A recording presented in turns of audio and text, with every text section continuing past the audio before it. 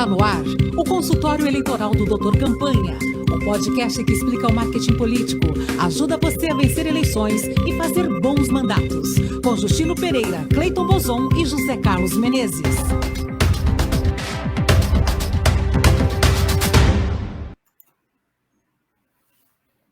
Tudo bem, querida ouvinte, tudo bem, querido ouvinte? Mais um episódio do nosso consultório eleitoral do Dr. Campanha, fechando o terrível ano de 2021, mas as coisas vão avançando. Tudo bem, Cleiton Bozon?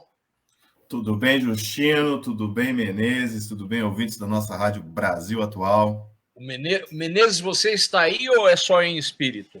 Então, ainda estou aqui, o espírito junto, mas vamos ver, olá, ouvinte. Então, tudo bem, e como sempre estreando na nossa querida Rádio Brasil Atual, a rádio que fala, que conta o que as outras não contam, e com o apoio dos cursos de marketing político do Dr. Campanha. Você vai lá em doutorcampanha.com.br e vê cursos EAD, ou seja, online. Quais são os cursos, Cleiton, que tem no ar agora?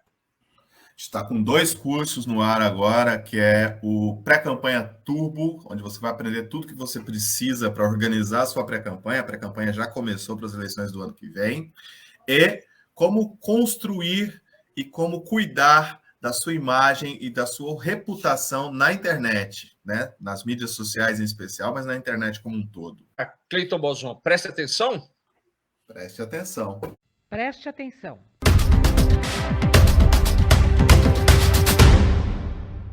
O Cleiton, e os nossos ouvintes têm que prestar atenção em quê neste momento? Chino, os nossos ouvintes, para hoje, eu trouxe a questão da segurança como um tema importante para se prestar atenção. E, especialmente, a gente sabe que se usa câmeras, há bastante tempo se usa câmeras para fazer trabalho de segurança nos municípios, né? Em tudo quanto é lugar. Mas agora essas câmeras vêm com 2 aliados. Um dos aliados são os drones. Então, muitas cidades, na China isso já faz há muito tempo, na Europa já se começou a fazer, nos Estados Unidos se começa a fazer, e se começa a pensar esse tipo de vigilância, digamos assim, esse tipo de segurança em várias grandes cidades do mundo todo, que são os drones fazendo o acompanhamento de como é que está as ruas das cidades, fazendo o registro disso, e tudo isso sendo gerenciado por inteligência artificial, tanto os drones quanto as câmeras, com reconhecimento facial também. Ô Cleiton, essa história que você está me contando no cinema já tem mais de 30 anos, que é o filme, é o Robocop, que é aquele robô, você está me falando que é robô cuidando de segurança, e o outro é o Minority Report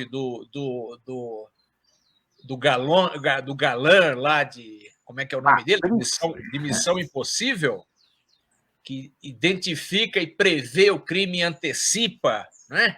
E tem também no Total Recall, o Vingador do Futuro com Schwarzenegger, que é o reconhecimento facial. Então nós estamos cercados, é isso mesmo? Algumas pessoas são favoráveis, porque a ideia da segurança passa muito pela ideia de que você pode estar sendo visto. Então, por exemplo, por que uma rua escura é uma rua em que as pessoas têm medo e que o crime pode acontecer e acontece com mais frequência? Porque ninguém está vendo nada, ninguém está sendo... E é difícil de se ver, então o crime acontece. Então, isso é a conversa mole para controlar o passo pessoas.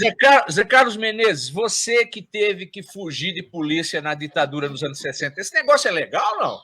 Horrível, isso é conversa mole de criminoso para poder controlar a sociedade, é ditadura de governo e de organizações, essas organizações que controlam essa tecnologia, é controle das pessoas, é ditadura, a gente deve ficar alerta, deve ser contra essas porcarias, a conversa de segurança é conversa mole. Parece que todo mundo é criminoso, então anda em tudo quanto é lugar, nas ruas escuras, nas ruas claras, nas praças. É para ver onde é que eu vou, onde você vai, o que você faz, o que deixa de fazer e controlar. Né? É conversa mole para boi dormir. É negócio de ditadura, de controle, e a gente deve ficar alerta e ser contra esse tipo de negócio. Vá fora com drones, fora com inteligência artificial. Tudo isso é conversa mole das organizações e dos governos para fazer controle das pessoas. Já basta o que já existe hoje. Nós já somos controlados para burro, né? Por redes sociais, por... Você liga para qualquer buraco, você já tem que dizer o CPF, a sua idade, isso, aquilo. Fora uma cidade como Londres quando eu vi essa matéria que já é velha, tinha 40 mil câmaras. Pois é, né? Espalhadas. Criminoso. Vai que atacou. E aí, você sabe qual era um dos usos que estava sendo feito, assim, de combate ao alto crime? Sim. Os caras saíam dos botecos de lá, os pubs, tomavam um monte de cerveja e no caminho dava vontade de urinar. Aí estava urinando lá numa praça, daqui a pouco a câmera gritava, porque tem alto-falante junto, cidadão, este ato é ilegal. É essa. Aí pegava um mijão, a pretexto de perseguir os mijões, né? Aí você aproveita e faz um controle mais geral da coisa. Pois né? E mijar na rua não é todo esse crime, né? Embora precisa de uma tecnologia altamente sofisticada para... Você aí com o pirulito do lado de fora. Gente, é um tema polêmico, mas a gente tem que colocar na mesa que quando se pede mais segurança, se está pedindo, de fato, mais vigilância. Isso é um fato. Quando você fala assim, precisa de mais policiais nas ruas. Esse policial, ele está com o olho humano tentando fazer o que o drone faria com o olho, digamos, com o olho eletrônico. Então, o Foucault, quando a gente pensa em Foucault, a gente está pensando na ideia, o que é segurança? E eu concordo com o Foucault, é vigiar e punir. Se você não tem a vigia e você não tem a punição, dificilmente você vai ter o controle da Menezes, o passo seguinte são esses drones de uso civil armados como os drones que se usam nas guerras lá do Oriente Médio. Rapidamente. E vão atirar nos mijões de beira de esquina, não é isso? Não? Veja, quando o sujeito pede segurança, né, ele não está dizendo que vai ocupar todas as ruas da cidade com montanhas de polícias armados espiando para você, né, para ver se você está fazendo xixi, se isso, se aquilo. Não é isso que a pessoa está falando. Né? E aí o cara pega esse negócio, esse anseio por segurança de uma forma geral, que se consegue de outro jeito, que não é botando montanhas de polícias em todas as esquinas. Aliás, Menezes, muito bem lembrado, porque os países mais seguros do mundo não são estados hiperpoliciais, né? Os países do norte da Europa não são estados hiperpoliciais, né? Tem a polícia, mas não é um guarda em cada esquina, um drone em cada casa, né? Bom, pessoal, a gente já avançou muito, o tema é interessante, a proposta, eu acho, inclusive, que a gente deve convidar para os próximos programas especialistas de segurança para virem explicar para a gente, mas, como diz o Cleiton Bozon, se você vai trabalhar em campanha, se você é candidato no ano que vem, esse é um tema que você precisa prestar atenção. Muita atenção. Vamos para a dica do especialista, Justino? Opa, vamos lá, Cleiton. Solta a vinheta.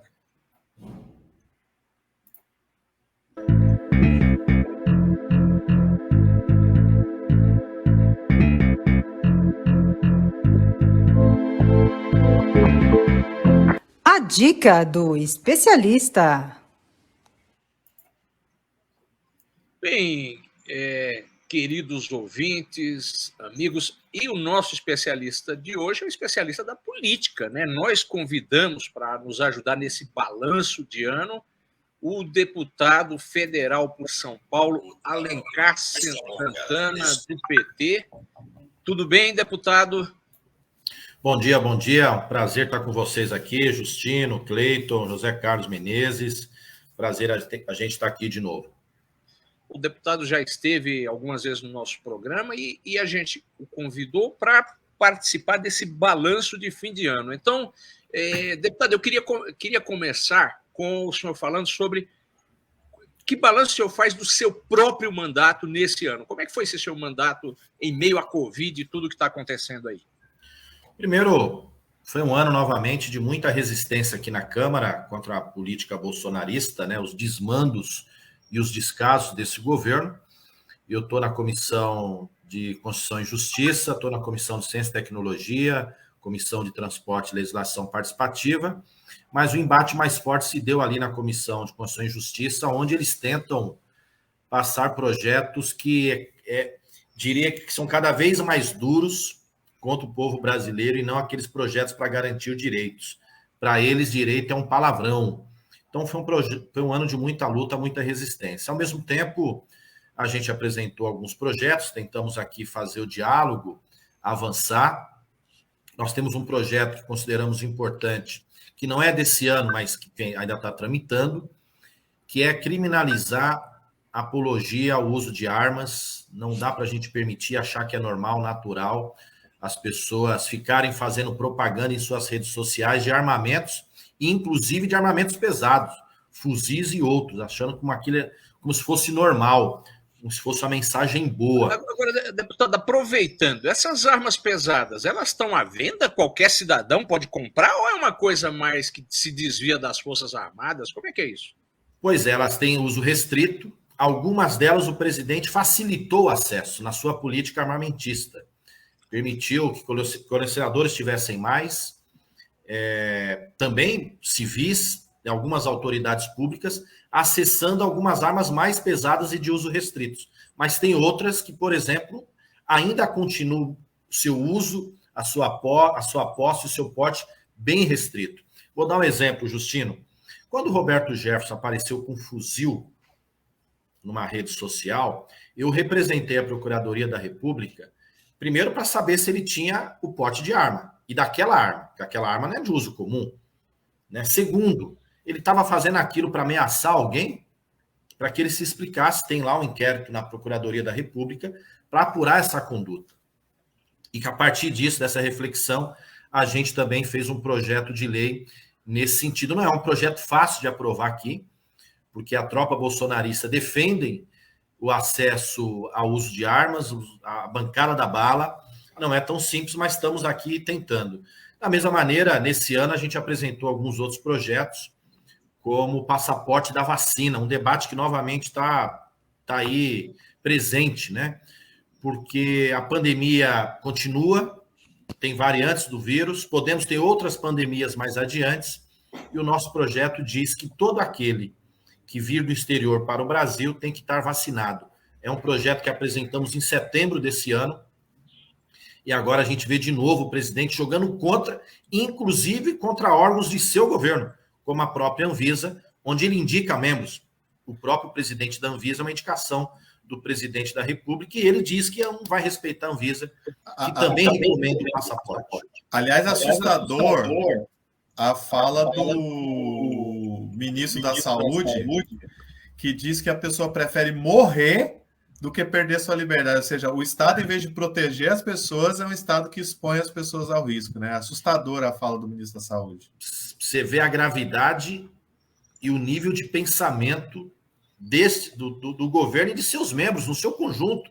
O ministro da Saúde, que tem que preservar a vida, promover saúde, faz o inverso, dizendo que é melhor perder a vida do que a liberdade. O engraçado que quando é para discutir a liberdade das mulheres, a liberdade das pessoas, da juventude, dos estudantes, esse governo joga justamente contra, querendo repressão e querendo dizer o que as pessoas têm que fazer. E quando é para proteger a vida, aí ele diz que a liberdade tem que prevalecer. Ora, se a pessoa não quiser se vacinar, não se vacine, mas que ela tenha restrições impostas contra ela para preservar o direito da coletividade e a liberdade da coletividade. Inclusive, essa é uma tendência já mundial, né? A Europa cada vez mais está se tornando restritiva, né? Quem não quer tomar a vacina vai sofrer várias restrições.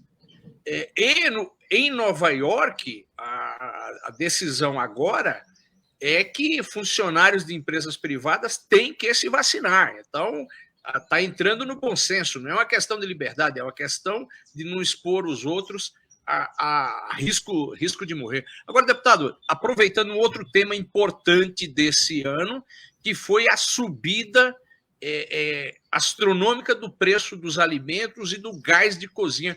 O que a Câmara tem feito para ajudar as pessoas que estão passando fome, né? Voltou-se a se cozinhar com lenha, a se cozinhar com madeira.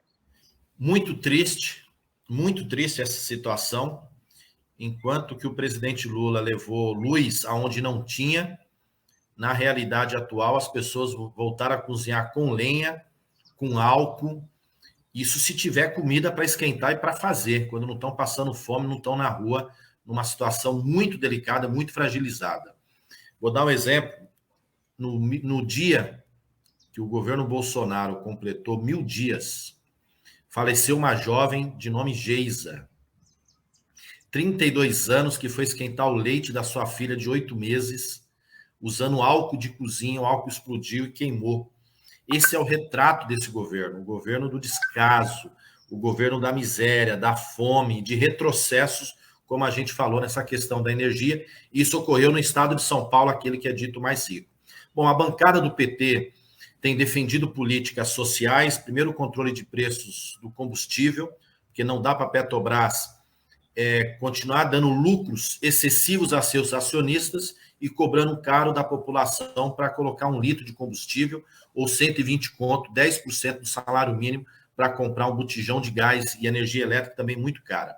Também a bancada do PT, através de um projeto apresentado, assinado por toda a bancada, foi aprovado o Vale Gás, projeto importante, para ter um bônus de 50% para as famílias cadastradas no cadastro único, que tem uma situação vulnerável socialmente, uma medida justa e necessária para esse momento. Projeto aprovado, foi derrubado pelo Congresso. Esperamos agora que entre o vigor o mais rápido possível, porque as pessoas estão precisando, literalmente precisando. É bom lembrar para os nossos ouvintes, que o lucro líquido da Petrobras do último trimestre foi de mais de 30 bilhões de reais. Ou seja, você fazer um controle desses preços não vai gerar prejuízo para a Petrobras, só não vai precisar ter esses lucros astronômicos para os acionistas. Né? O Cleiton, eu acho que tem, Cleiton, deputado Alencar, Menezes, ouvintes, eu acho que tem algo mais, né? A Petrobras é uma empresa do Estado, ela é uma reguladora social, ela não é uma empresa. É óbvio que ela não pode virar um cabide de emprego e ser usada politicamente e dar prejuízo, mas o lucro que ela dá tem que ser sempre balizado pelo bem-estar social que ela cria, né? Então, se ela mexe no preço da gasolina, no preço dos derivados de petróleo, tem que ser sempre pensando no bem da população. Ela não pertence a... Ela pertence a todo o Estado brasileiro. Ao poder população. Como? Pertence ao Estado, ao povo brasileiro. Ao povo. Então, ela não pertence a uns magnatas árabes que fazem o que querem. Né? Ela pertence ao povo. Então, e assim tem que ser usada. Né? E já está mais que comprovado que esse é o melhor modelo. Aliás, Justino, o presidente Lula foi certeiro recentemente numa entrevista, onde ele disse que, se eleito, vai abaixar o preço do combustível, vai abaixar o preço do gás, porque a Petrobras tem que atender ao interesse do povo brasileiro e não meia dúzia de acionistas que vivem nos paraísos por aí, enquanto o povo brasileiro está no dia a dia ralando. Bom, aproveitando, deputado Alencar, o senhor falou do presidente Lula, nesta quarta-feira saiu mais uma pesquisa de opinião de intenção de voto para presidencial para o ano que vem. É claro que a gente ainda está muito longe, que políticas são nuvens, que tudo pode mudar, mas que avaliação o senhor faz desse cenário que consistentemente aponta o presidente Lula liderando as pesquisas, mesmo agora com a entrada do ex-juiz Moro, com uma possibilidade real, embora na minha opinião remota ainda, de vencer até no primeiro turno. Qual é a sua avaliação? O presidente Lula simboliza, a imagem dele é uma imagem de esperança, de alegria, de uma vida que funciona, de direito, de a gente poder fazer, de a gente poder ter, de a gente poder passear, de a gente poder estudar, de a gente poder comer, de a gente poder viver. Essa é a imagem do presidente Lula. Né? De um Brasil que era feliz, onde as pessoas podiam, ao final de semana, se reunirem, seus amigos, familiares, almoçarem juntas, tomarem uma cervejinha, fazer um churrasco, passear para ir no restaurante com a família, com os filhos, de poder ter seu carro, encher o tanque de combustível e poder fazer um passeio, de poder estar na faculdade, de poder sair com os amigos. Essa é a imagem do presidente Lula. Um país de uma ordem social coletiva, onde todo mundo tem direito, onde todo mundo pode, né? O país da alegria, da esperança. E nós estamos vivendo um período da tristeza, das trevas, do não direito, do não poder, do não ter. Então é um contraste muito grande de um Brasil do Lula, que era para o povo, e de um Brasil atual, que é para uma família, e para grandes, né, empresários, banqueiros, e assim vai. Por isso que o Lula lidera, e acho que esse tende a ser o cenário ainda o próximo ano, e nós estamos esperançosos aí que a gente possa garantir a vitória do Lula, para o Brasil retomar, de fato, para o povo brasileiro. Zé Carlos Menezes, você que está caladinho aí, como é que você está vendo a candidatura do ex-juiz Moro? O que ela significa? Olha só, eu acho que o Moro tem bastante chances de melhorar a sua performance, né? Ele vai atrair os bolsonaristas, os que votaram em Bolsonaro, que estão arrependidos, não estão gostando, tem um contingente muito grande nessa área, que pode se voltar para o Moro, já que os outros, os chamados terceira vias, os tais, não estão conseguindo alçar voos, né? Eu acredito que ele é um cara competitivo que, com o correr do tempo, pode dar uma incomodada, independentemente das críticas que ele fez isso, deixou de fazer aquilo e tal. Mas ele tem, existe um público, eu acredito nisso, sinceramente, interessado num tipo de candidatura que não seja do Lula nem do Bolsonaro e que o Moro é uma alternativa bastante atraente para essas pessoas. Aliás, Menezes, eu não sei se você lembra que o nosso convidado recente, da semana passada, disse, e eu achei muito interessante o comentário, que a candidatura do Moro é um caminho para quem quer votar na direita sem passar a vergonha de dizer, pô, mas você vota nesse Bolsonaro, rapaz, nesse... Eu achei interessante isso, né? É preciso lembrar, eu acho que muita gente votou no Bolsonaro porque simplesmente não queria votar na esquerda, digamos assim, para simplificar, né? Daquela eleição anterior. Não necessariamente porque tivesse afim do Bolsonaro e de suas ideias, que, aliás, ele não apresentou ideia nenhuma, né? Era um voto contra. Então, esse voto está aí ainda, solto, e acredito que ele deve ir para o lado do Moro mesmo, por enquanto, pelo menos, já que não surgiu ninguém que ocupasse esse espaço aí, que não fosse Bolsonaro nem a esquerda Lula. Deputado Alencar. Eu só vejo dois lados nessa campanha. O lado da humanidade, da civilidade, da racionalidade, da solidariedade, de um projeto inclusivo, que é o presidente Lula, da democracia, e do outro lado, o oposto. Projeto autoritário, da violência, de um Estado pequeno, frágil, de um Estado para poucos e não para o povo brasileiro. Eu não vejo diferença entre o Moro e o Bolsonaro, só são duas caras diferentes, mas são o mesmo. Um criou o outro e se retroalimentam.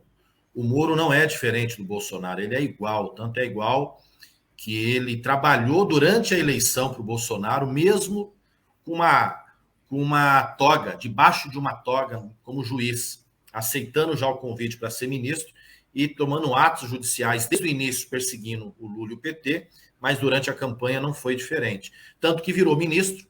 E o que ele fez de ministro diferente do que o Bolsonaro está fazendo, inclusive ainda hoje? Nada. E está fingindo que é diferente, né? O Moro é uma nova fake news, dizendo que é diferente do Bolsonaro. Ele não é. Ele é igual, literalmente igual. E do outro lado, ainda nós podemos ter o Dória, que também é igual. Em 2018 estava com o Bolsonaro. Nenhum deles estava pela democracia em 2018.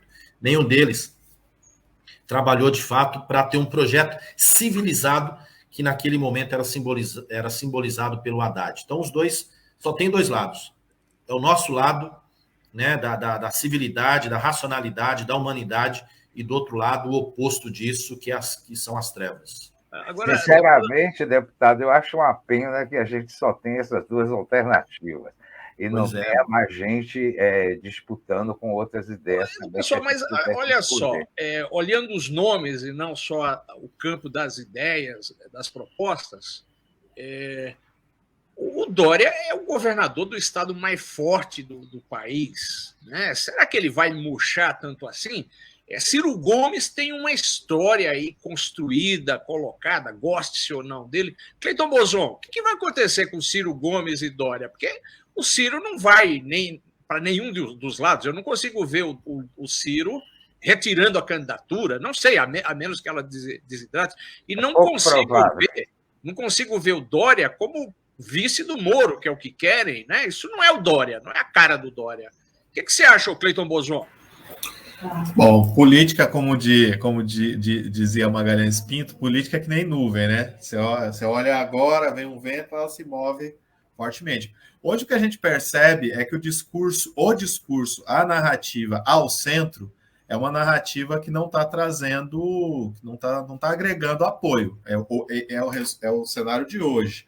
Então, Ciro Gomes, que tenta fazer esse discurso, se bem que o Ciro Gomes tem migrado mais para um discurso mais à direita, para ver se ele consegue agregar apoio, né? Então, a gente não percebe isso. A gente tem a esquerda, o pensamento de esquerda, o apoio da esquerda com o Lula, e a gente tem essa extrema-direita que é tão venal, que atraiu partes da direita, que está com o Bolsonaro. Nesse sentido, eu concordo com o Alencar. Eu não vejo ainda espaço para outras candidaturas, de fato, se tornarem viáveis. É claro que elas vão ter seus 10%, seus 8% de apoio. O Ciro tem ali 8%, que é meio que cativo dele, mas eu não vejo grande avanço. Com relação ao Dória, do PSDB, só a gente vê o Alckmin na eleição passada. O Alckmin não chegou a ter 5% dos votos, e o destino do Dória, neste momento, com as nuvens da política do jeito que está, o destino do Dória é mais ou menos o mesmo. O Cleiton, aproveitando aí as nuvens, deputado Alencar, as nuvens nesse momento sopram para o ex-governador Geraldo Alckmin ser vice do presidente Lula. Essa é uma possibilidade real? Olha, diria que há namoros. Desculpa, deputado, diga. Não, diria que há namoros, né? Por parte de. Ou incentivos a um namoro e a um eventual casamento de pessoas de ambos os lados. Tem conversas, não há nada definido também. Quem dizer que tem alguma coisa definida está equivocado, né? O presidente Lula, sem dúvida, está nesse momento numa posição boa, mas a gente sabe que precisamos ganhar a eleição, precisamos ter força para governar e precisamos passar uma mensagem de união nacional, né? Para a gente poder derrotar o monstro, porque não basta ganhar só a eleição. Nós temos que derrotar esse monstro que é simbolizado por esse pensamento do Bolsonaro, que tem eco fora do Brasil também. Então, nós temos que derrotar isso, e por isso nós temos que fazer uma unidade aí entre todos aqueles que se dizem civilizados e democratas. Muito bem, então a gente agradece aqui a presença do deputado Alencar Santana Braga, deputado federal pelo PT de São Paulo. E o que vem agora, Cleiton Bozon? Vem o caos da semana. Muito bem. Obrigado, deputado Alencar. Um abraço, gente. Obrigado. Foi um prazer estar com vocês aí, Cleiton, Justino e José Carlos Menezes. Forte abraço a vocês. Deputado. Obrigado, Alencar. Um abraço. Vamos agora para o caos da semana, gente? Vamos lá. Então, solta a vinheta e aí depois entra Menezes com a voz de veludo contando o caos de hoje.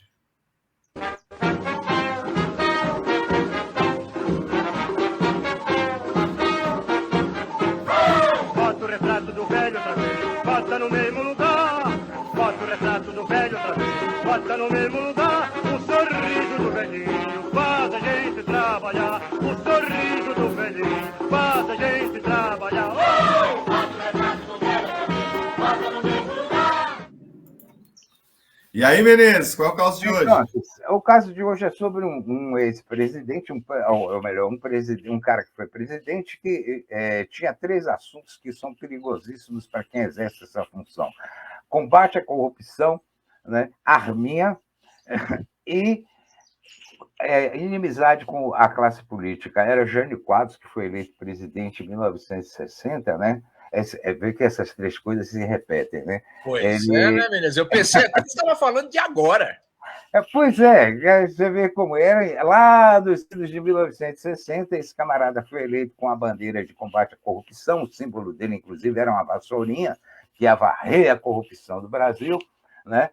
E o cara se incompatibilizou com a classe política, renunciou na expectativa de que a população fizesse com que ele voltasse ao poder, ou talvez até através das armas, né, das Forças Armadas. Não deu certo e tal. Em poucos meses estava fora da presidência. Mas aí fez longos exílios em cruzeiros marítimos, foi parar num desses cruzeiros na Bahia, e Antônio Carlos, o governador na época, gostava de receber todos os exilados para um jantarzinho, fazer uma política, e convidou o Jânio Quadros para um jantar. Aí conversa vai, conversa vem, conversa mole, né? Porque para não botar... O cara era considerado um temperamento meio perigoso, a conversa estava girando só em torno de coisas amenas. Antônio Carlos perguntou para ele assim: então, presidente, é verdade que o senhor gostava de passar as noites assistindo filmes de bang bang? É certamente para se descontrair, não é? E o sujeito se ficava assim, lá no bang bang a noite inteira, e se levantou e sacou revólveres imaginários da cintura e pá, pá, pá, pá, pá, pá. Antônio Carlos tomou um susto dos infernos, né? Jogou a cadeira para trás, o garçom quase derrubava a bandeja que estava servindo. Eu ficava assim, pá, pá, pá, pá, pensando em matar todos aqueles deputados e senadores, todo morto. Um constrangimento. O Antônio Carlos procurou encerrar o jantar por ali mesmo, mas é um bom exemplo de que, como não dá certo na presidência da República, arminha, matar deputado e senador não funciona. Né? E esse negócio de combate à corrupção normalmente se volta contra o sujeito. Contra o combatente, né? Porque parece que não tem anjos por lá. Pô, não tem, normalmente não funciona, é só uma conversa mole. Vamos ver se o povo tem juízo no ano que vem. Bom, e aí, esse foi mais um consultório eleitoral do Dr. Campanha. Até o próximo. Até o próximo. Tchau, gente. Este foi o consultório eleitoral do Dr. Campanha, o podcast que explica o marketing político, ajuda você a vencer eleições e fazer bons mandatos. Com Justino Pereira, Cleiton Bozon e José Carlos Menezes. Para ouvir de novo, vá ao Spotify e digite Dr. Campanha.